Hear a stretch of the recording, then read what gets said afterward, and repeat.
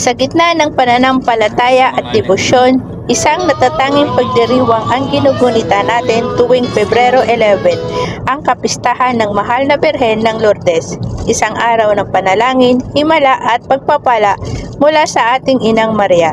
Samahan niyo kami sa isang paglalakbay ng pananampalataya habang ating tuklasin ang kasaysayan, kahalagahan at mga tradisyon ng pagdiriwang na ito.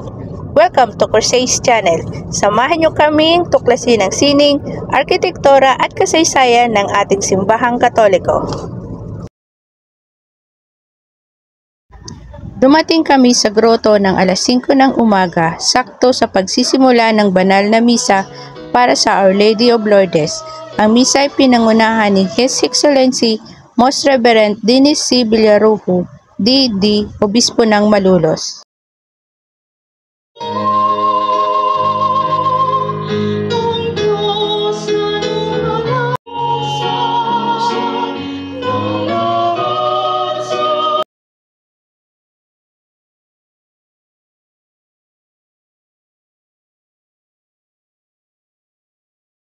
Noong panahong iyon, may kasalan sa Cana, Galilea, at naroon ang ina ni Jesus.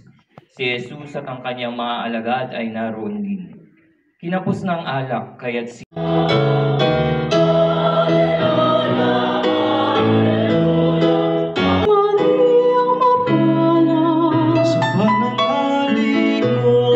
na mga katulong na sumalok ng tubig, kaya tinawag niya ang lalaking ikinasal. Sinabi niya rito, ang una pong inihahain ay ang masarap na alak kapag marami nang nainom ang mga tao. Umaga at sa hapon, kung sino man ang hindi makagising sa alas 4:30, alam ko naman na nagising kayo mga alas 2 pa kasi malayo pa yung iba, di po ba?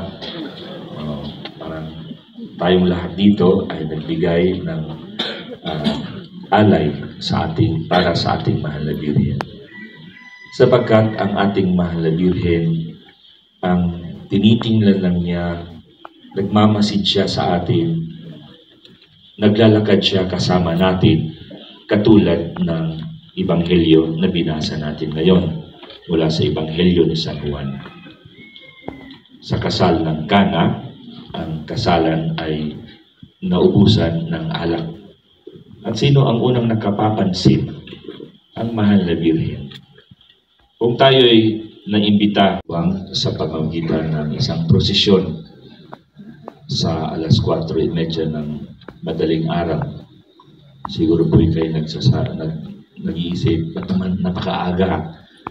Kasi kung magsimula tayo sa alas 6, walang silbi ang ating kandila.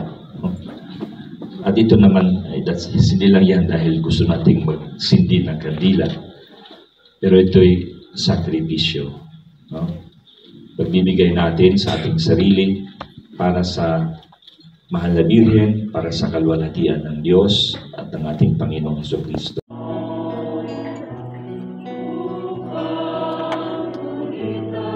Inihabilin sa atin ng ating Panginoon bilang ina. At hindi lang yan ordinaryong paghahabilin. Alam natin na kapag ang tao ay mamamatay na at ihahabilin ng isang bagay, malaking mabigat yun. Yung last words ng isang taong mamamatay na. At yun din ang ginawa ng ating Panginoon. Habang nakapako siya sa krus, naghihingalo, sinabi niya kay Juan, isang disipulo niya, anak, masdan mo ang iyong ina. And then, sinabi niya sa mahal na Birhen, babae, masdan mo ang iyong anak.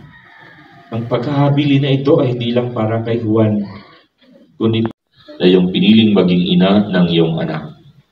Sa kapangyarihan ng Espiritong Banal, ang Birhen Maria ay naging inang tunay ng iyong anak na kanyang isinilang.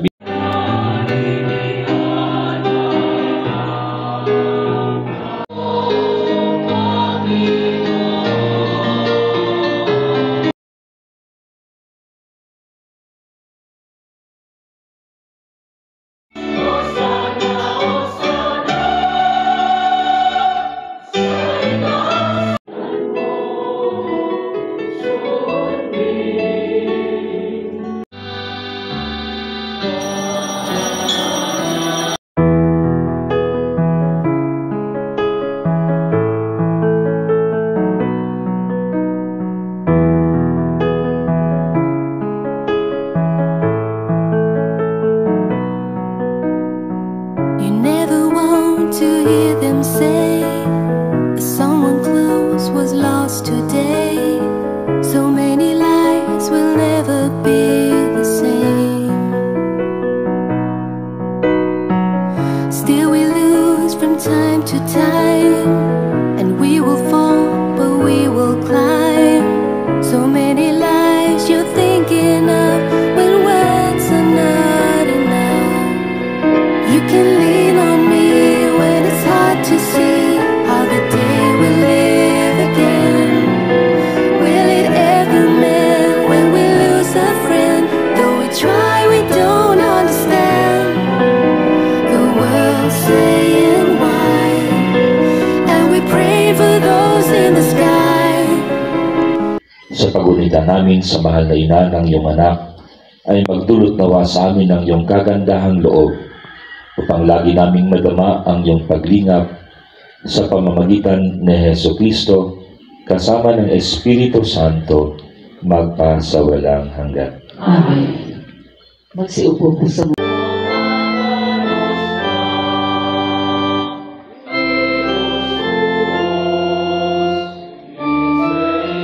Espiritu Santo, ang mga nagdiriwang sa pagpaparangal sa mahal na Birheng Maria, upang sa ganitong diwa kayo ay sumapit sa kalangitan na siyang tahanan ng tanan, magpa sa walang hanggan. Amen. Pagpalain kayo ng makapangyarihang Diyos, Ama at Anak at Espiritu Santo. Amen. Humayo kayo sa kapayapaan, taglay ang pag-asang hatid ni Kristo. Salamat sa Diyos. Rideremo, per iundim Christum Dominum nostrum. Divino auxilium mani et semper nobiscum.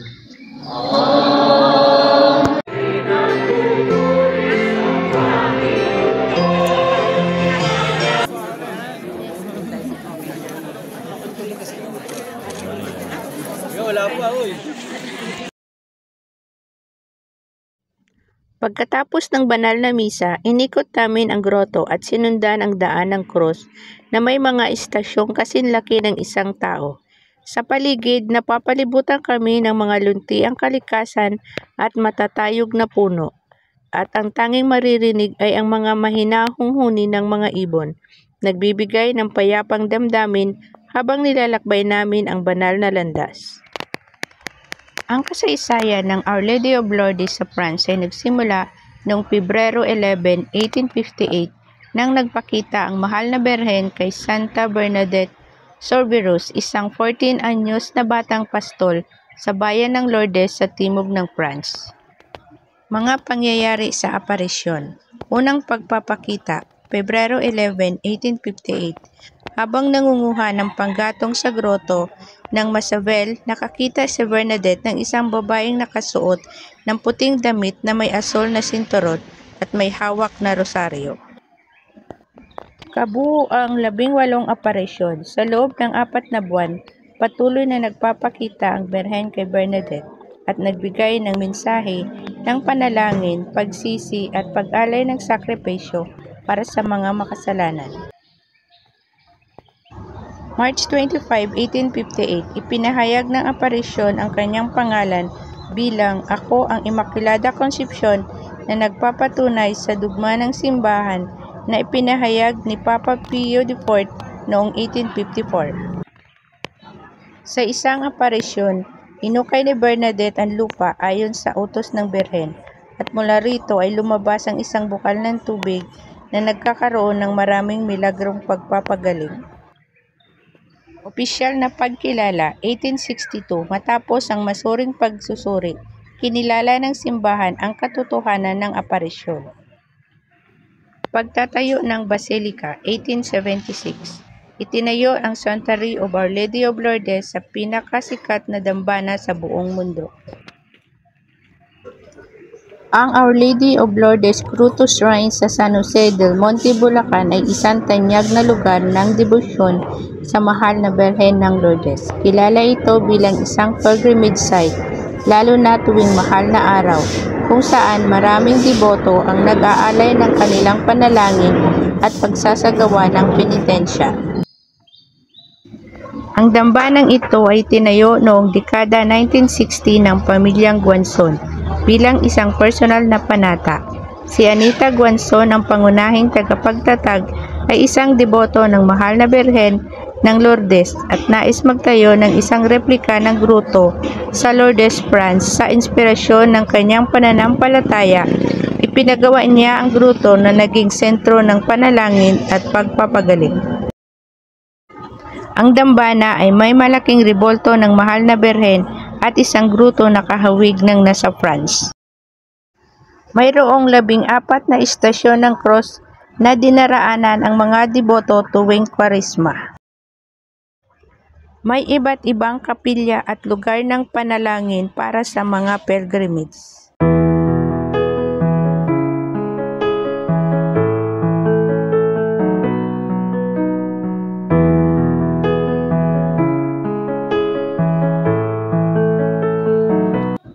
Katulad ng orihinal na grotto sa France, pinaniniwalaang ang tubig dito ay may kakayahang magpagaling.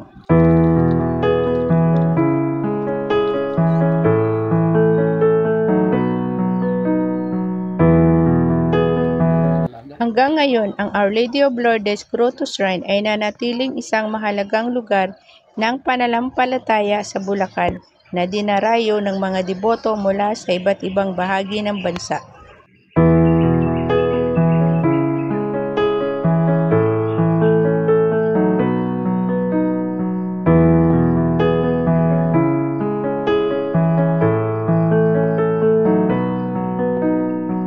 You never want to hear them say that someone close was lost today.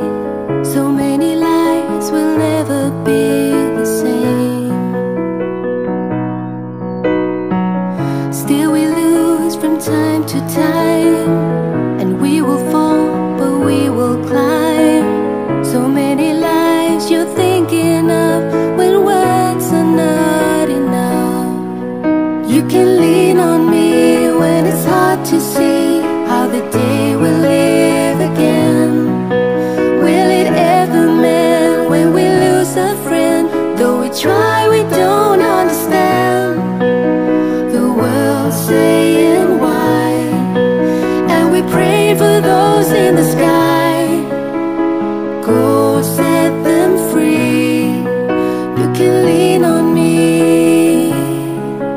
You can lean on me. You can lean on me. Why does it take so many days to make a world a better place? We believe that there must be a way. We won't give up without a fight. Let's take the black and paint it white. So many lives you're thinking of when words are not enough. You can lean on me when it's hard to see how the day will live again. Will it ever mend when we lose a friend? Though we try, we don't understand. The world's saying why, and we prayed for those in the sky. Go set them free. You can lean on me. You can lean on me. You can lean on me. Pray for the lost. Pray for the families. Although it's torn, our lives will go on. And you can lean on me. You can lean on me when it's hard to see how the day will live again. I know how you feel, but the scars will heal. Though we try, we don't understand. You can lean on me when it's hard to see how the day will live again. Will it ever mend when we lose a friend? Though we try, we don't understand. The world's saying why, and we pray for those in the sky.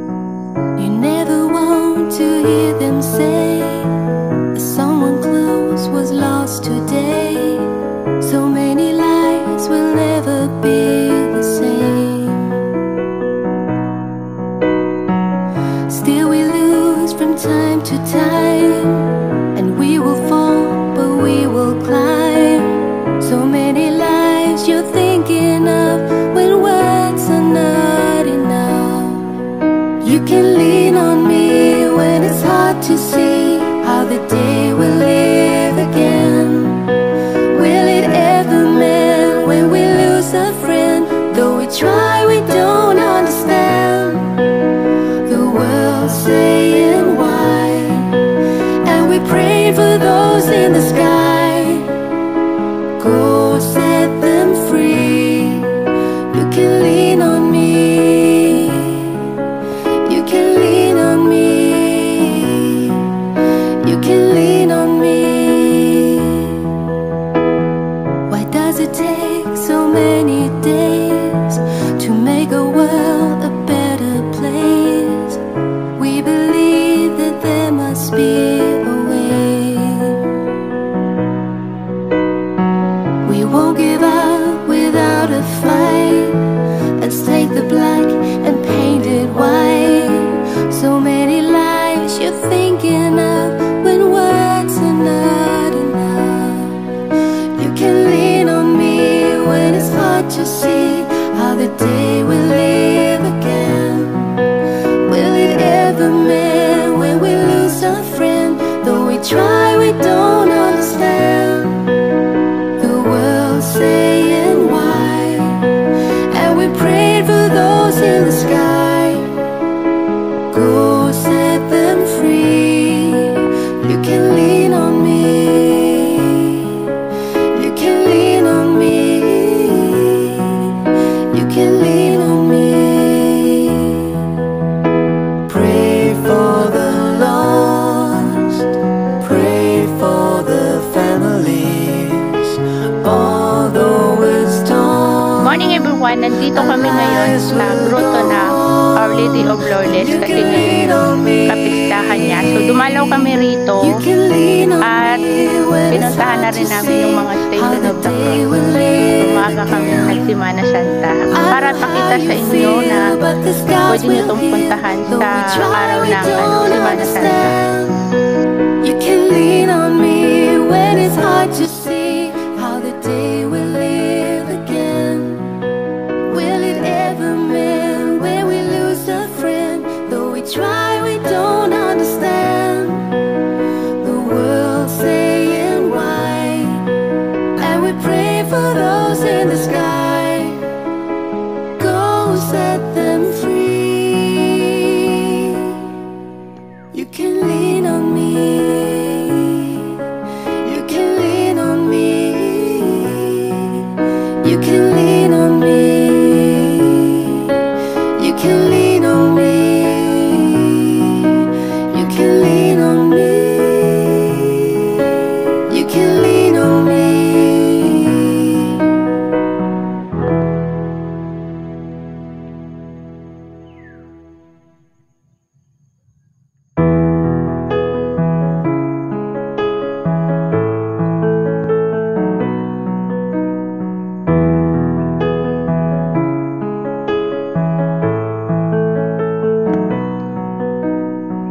You never want to hear them say that someone close was lost today. So many lives will never be the same. Still we lose from time to time, and we will fall, but we will climb. So many lives you're thinking of when words are not enough. You can lean on me when it's hard to see how the day will live again. Will it ever mend when we lose a friend? Though we try, we don't understand. The world saying why, and we pray for those in the sky. Go set them free. You can lean on me. You can lean on me. You can lean on me. Why does it take so many days to make a world a better place? We believe that there must be a way. We won't give up. Grotto at tribulto ng Mahal na Birhen, ang pangunahing tampok na dambana ay ang malaking gruto na may estatwa ni Our Lady of Lourdes, kahawig ng nasa France. Nakaposisyon ito sa isang mataas na lugar na may natural na bato at halaman na nagpapalakas ng pakiramdam ng pagiging nasa isang banal at tahimik na lugar. Ang harapan ng Our Lady of Lourdes Grotto Shrine ng San Jose del Monte, Bulacan ay may natatanging disenyo na inspirasyon ng orihinal na grotto sa Lourdes, France. Mayroong malalawak at matarik na hagdan na umaakyat patungo sa grotto, sumisimbolo sa espiritual na paglalakbay ng mga deboto. Ang paligid ng grotto ay may mga simpleng arko at haligi na nagbibigay ng klasikong hitsura na kahawig ng mga pilgrimage site sa Europe. Sa harapan ng dambana, may mga life-size structure ng iba't ibang santo na nagpapayaman sa relihiyosong ambience ng lugar. May malawak na bakuran sa harap kung saan maaring magdasal at magnilay ang mga deboto. May mga lugar kung saan maaring mag-alay ng kandila at manalangin lalo na't malapit sa grotto mismo. Sa gilid ng grotto, makikitang isang maliit na kapilya na may altar para sa misa at iba pang liturgical celebration. Ang kabuuang disenyo ng harapan ng dambana ay nagbibigay ng tahimik at espiritual na atmosfera at nag-aanyaya sa mga deboto na manalangin at magnilay sa kanilang pananampalataya. Ang altar ay simple ngunit may solemneng disenyo na may imahe ng mahal na Birhen ng Lourdes. Sa gitna, mayroon ding tabernakulo kung saan nakalagak ang banal na sakramento. Ang kesame ng kapilya ay may payak ngunit espiritual na disenyo na nagbibigay ng liwanag at nagpapalawak ng espasyo sa loob. Ang loob ay may tradisyonal na kahoy na upuan na nagpapalakas ng solemnidad ng lugar. Ang sahig naman ay gawa sa matibay na bato o tiles na tumutugma sa natural na ambience ng grotto. Ang ilan sa mga bahagi ng simbahan ay may stained glass windows na nagpapakita ng mga imahe ng mahal na Birhen, Santo Niño at iba pang mahalagang tauhan sa pananampalatayang Katoliko. Mayroong malinis at maayos na mga comfort room para sa mga debotong nais gumamit ng palikuran. Tinitiyak ng mga pamunuan ng dambana ang kalinisan at kaayusan ng mga pasilidad upang mapanatili ang kaginhawaan ng mga dumadalaw. Bukod dito, makikita rin sa paligid ang maraming tindahan na nag-aalok ng iba't ibang pagkain, inumin at souvenir. Salamat sa panunood. Kung nagustuhan mo ang episode na ito, huwag kalimutan i-like, i-share at mag-subscribe sa Crisace 1976 para sa mas marami pang kwento ng ating mga makasaysayang simbahan at sagradong lugar. Kita-kits sa sunod na paglalakbay, sama-sama tayong tuklasin ang ganda ng ating pananampalataya.